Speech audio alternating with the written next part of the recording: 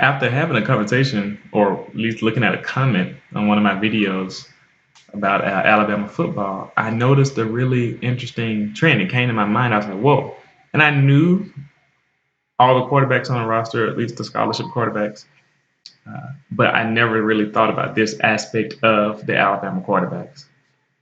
If you think about it, every quarterback, every scholarship quarterback on the Alabama Crimson Tide roster right now is a dual threat quarterback.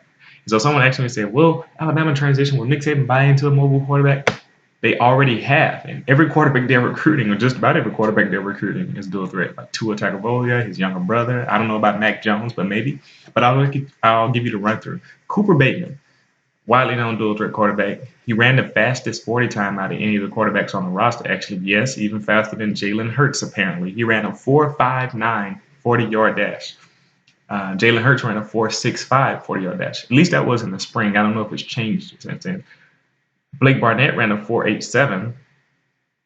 And a lot of you don't know that David Cornwell, because the media is foolish as usual, they like to say that he's a typical stand in the pocket, prototypical passing quarterback. In reality, he's actually a runner as well. Now, he's not as dynamic as runners the other guys, but he's run as well.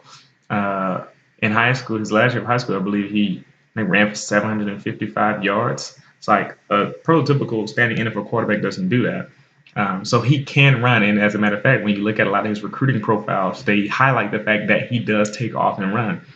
Uh, in the same way, they tried to say that about Jake Coker too last year. They changed the whole story. If you go back to when he first transferred to Alabama, it's like, oh yeah, big arm guy who can make some throws, and he also will take off and run too. He's more athletic than you think. And then all of a sudden last year, they're like, oh, Jake Coker can't really run. He's your prototypical passing quarterback. It's like, where did that come from?